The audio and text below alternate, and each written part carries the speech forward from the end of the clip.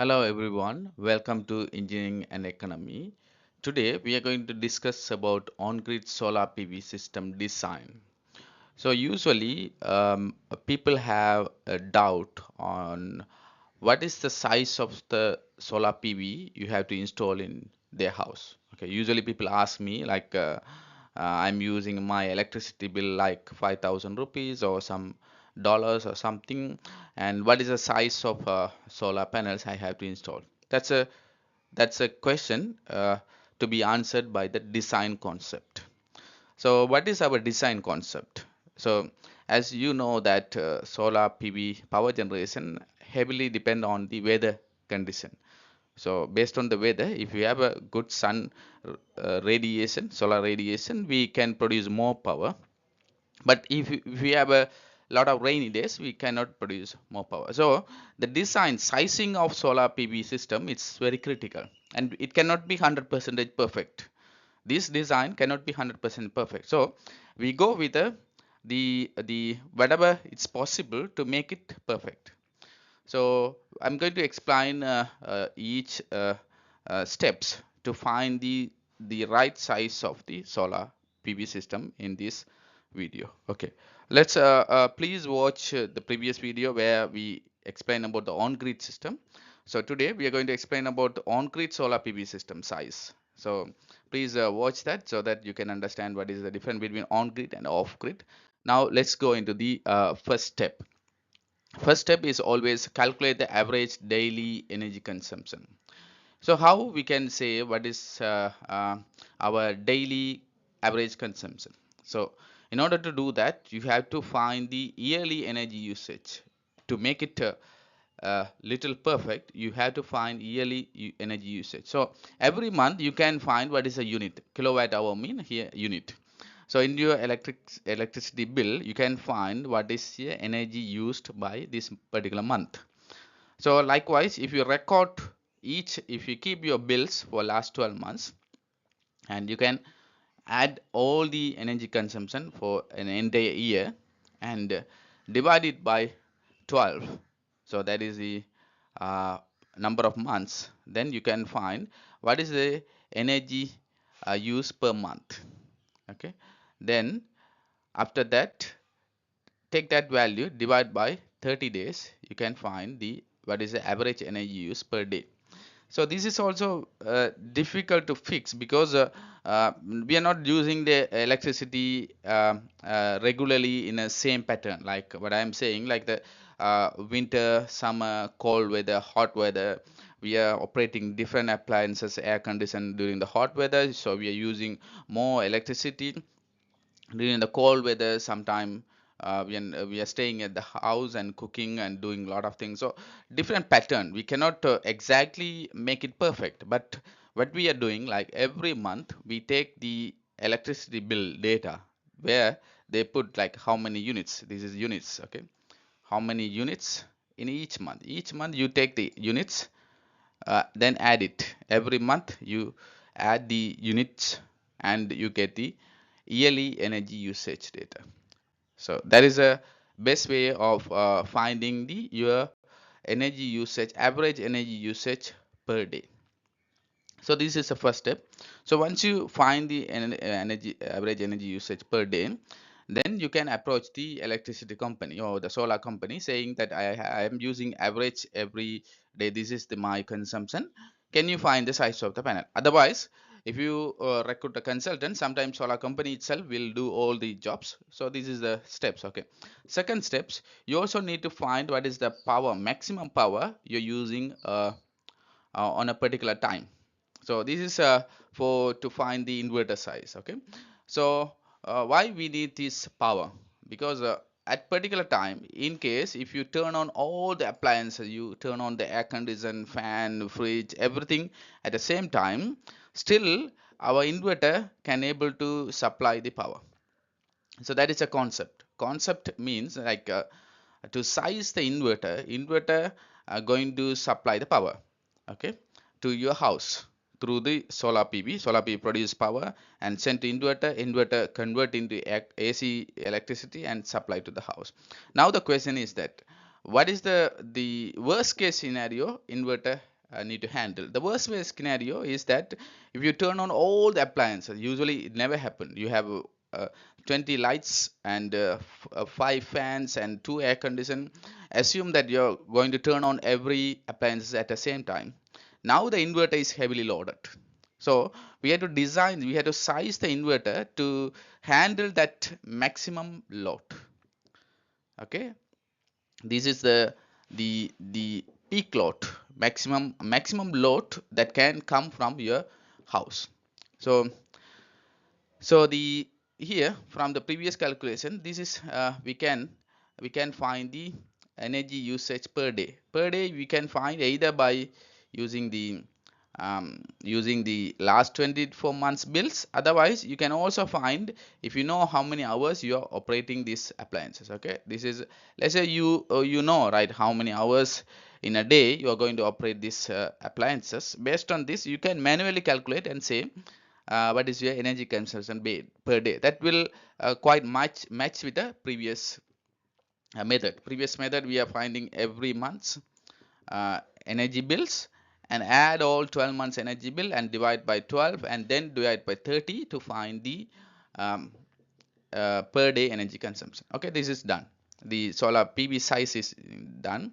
Now the power, the maximum power is this is the one, 2.45 kilowatt. Why we are talking about maximum power? Because this is to size the inverter.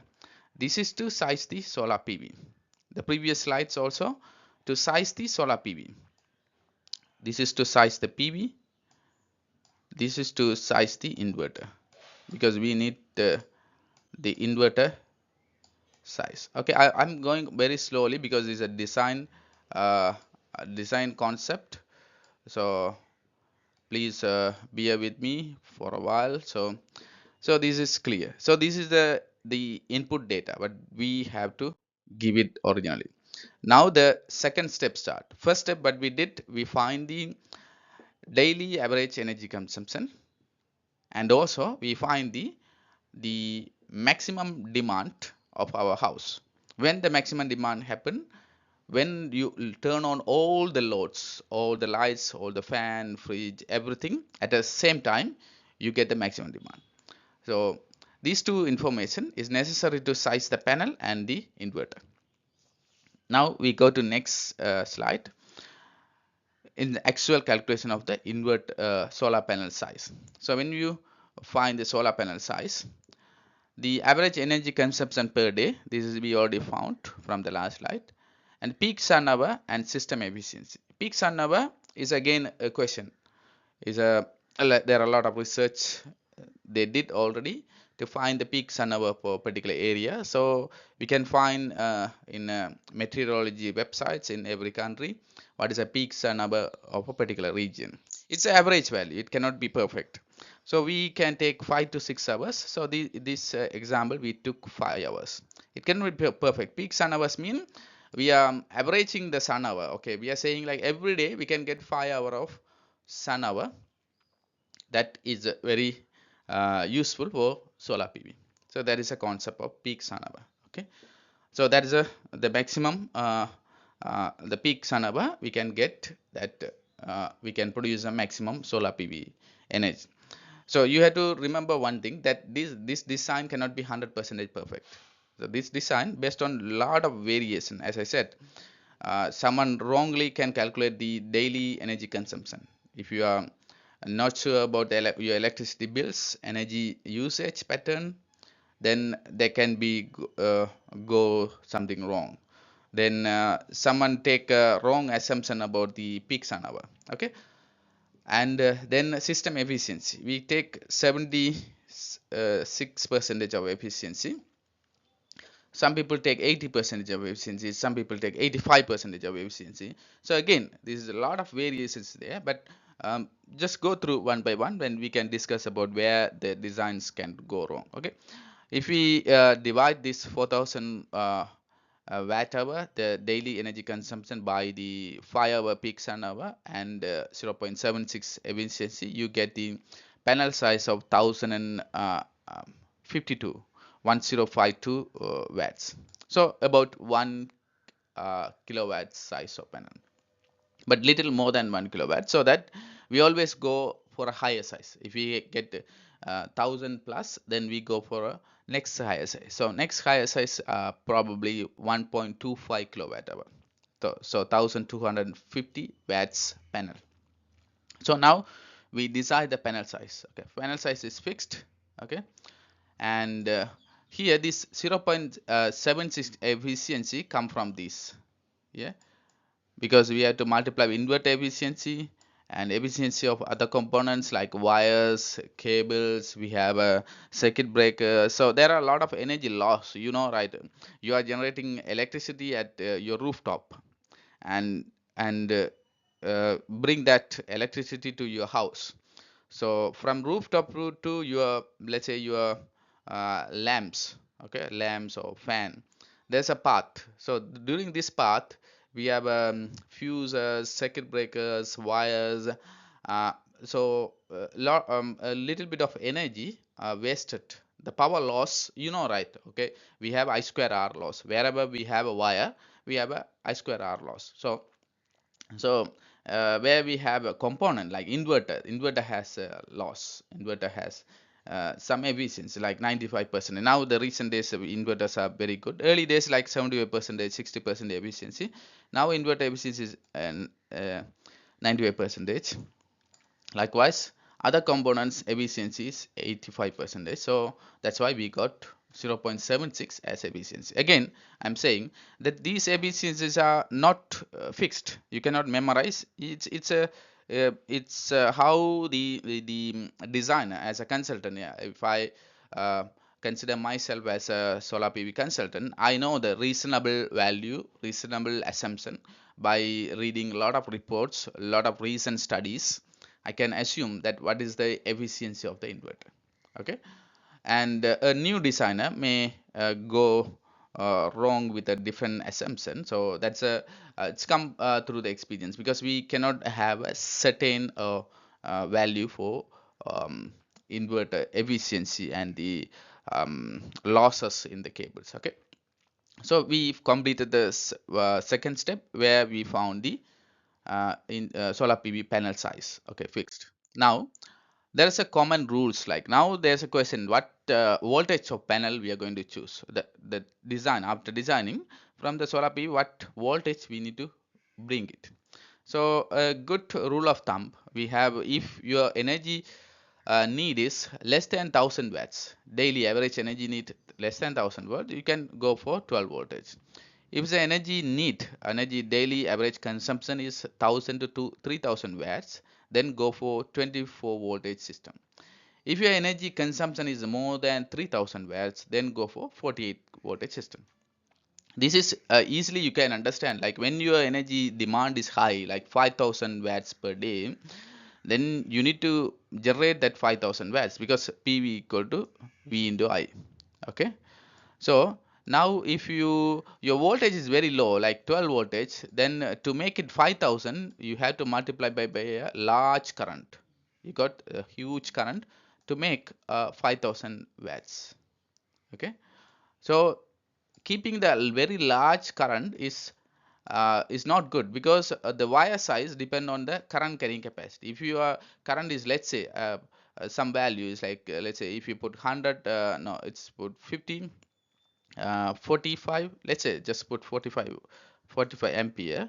So it's a big current. We don't want to carry big current, but to reduce this big current, we can increase the voltage to 24 voltage. If you increase the voltage to 24, you can reduce the current value to, maybe, I'm not calculating exactly, 22 ampere or something. Okay, so that is the reason I'm not calculating exact values, I'm just giving the idea. So if your system size is 3000 watts, so it's better to increase the voltage. If the system size is only 1000 watts, better to keep the voltage as low, because it's fine. We can just by a few ampere current, we can get the 1000 watts.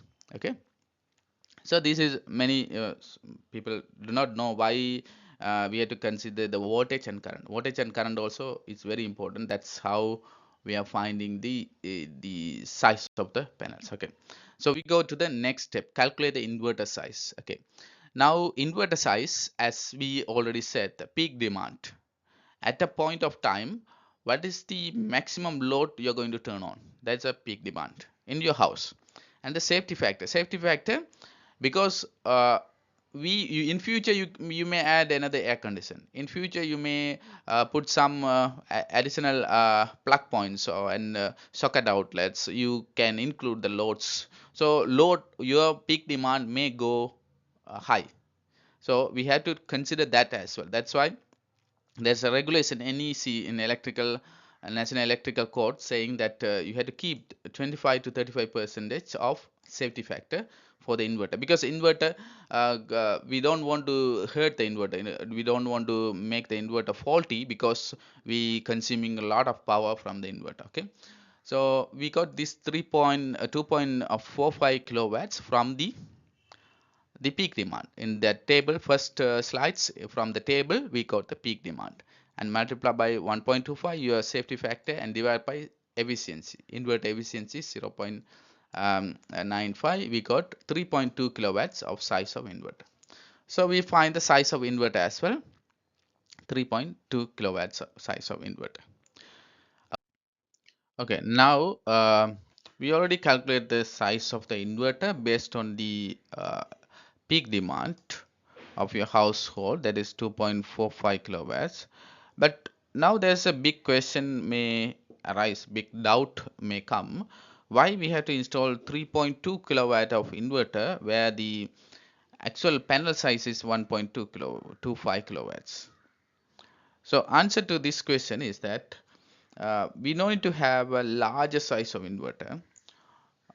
If our grid supply uh, is constant, I mean grid is reliable, so we are not going to increase the solar panel size in the future, then we no need to have a larger size of inverter.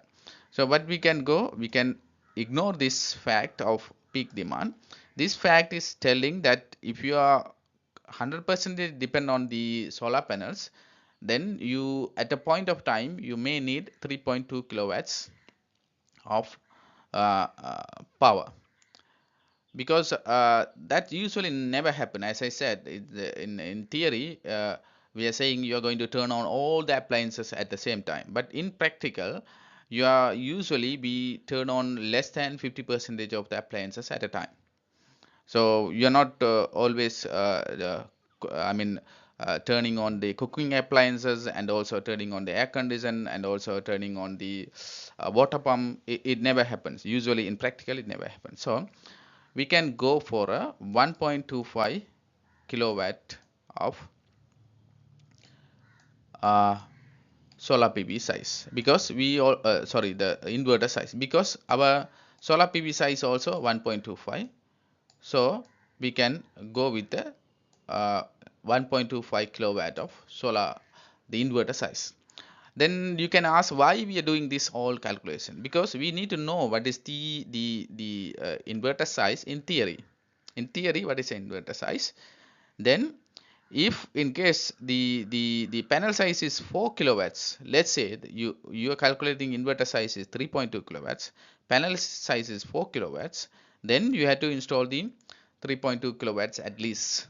Now because the panel size is less, because logically we are not going to send 3 kilowatts power at a time to the inverter. We don't have a 3 kilowatts power. We cannot generate 3 kilowatts power using 1.2 kilowatts of solar PV system. That's why we are installing the small size of this inverter, this size of inverter, not this one. Okay, not this size of inverter, 1.25 kilowatts of inverter to for this system, because the panel size is 1.25 kilowatts. But in theory we have to calculate the inverter size in actual inverter size if you have 100% depend on the inverter. Okay, let's say your the grid is not supplying power for 2-3 days, grid is gone off. That time you may need theoretically 3.2 kilowatt of power at a time, but at that time we had to turn off some loads, because our solar PV only can generate 1.25 kilowatts. We go to the next slide. We go to the calculate the DC circuit breaker size. So the DC circuit breaker size, again, what is a panel size? Is a 1250 watts panel, and divided by 24 voltage, we got 52 ampere. The maximum current can flow at any time. Maximum current is 52 ampere. Then multiplying 1.25, the factor of circuit breaker, then we got 65 ampere. So probably we can install 70 ampere circuit breaker to safeguard this DC circuit.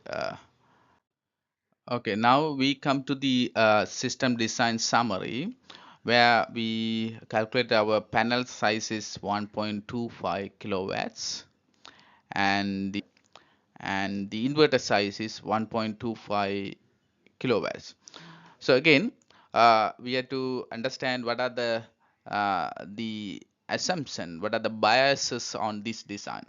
So here we consider the daily energy consumption comes from the last 12 months electricity bill, I mean the entire year electricity bill, and from the energy usage you can add all 12 months and divide by uh, uh, 12 and then divide by 30 days, and you can come to, otherwise you can assume how many hours you are going to operate your TV, washing machine, aircon, and fridge. Likewise, you can assume how many hours you're going to operate in a day. Based on that data, you can find the daily average energy consumption.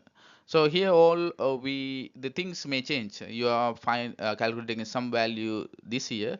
Next year, your energy consumption pattern may change. It changes is usually like 5 to 10%. It cannot be doubled. Okay, it can be changed a little bit. So these are the biases. Biases can occur when you size the system. So when you do not tell exactly what is the daily energy consumption, or if a energy assessor cannot find exactly what is your average energy daily energy consumption, then the panel size will be wrong. You may over design or put the very large panels, or sometimes you under design or put the small panel. Okay, likewise, then we find the inverter calculation depend on the maximum demand. However, here we have a grid supply as well, so we are not going to supply the maximum demand by only by solar PV system. So maximum demand, even though we got the maximum demand based on the calculation, we got 3.2 kilowatt of uh, kilowatt of inverter if we actually calculate the size. But out of 3.2 kilowatt, this is the maximum demand. Based on the maximum demand, we are going to supply only 1 kilowatt because our panel size is 1.25 kilowatts. So we can supply only 1.25 kilowatts. So we can put the 1.25 as a inverter size, because inverter cannot provide more than this value. So we can go for 1 to 1 ratio with the inverter and the panel size. Summary of today's discussion. Please subscribe this channel and continue your support. Thank you. See you in the next video.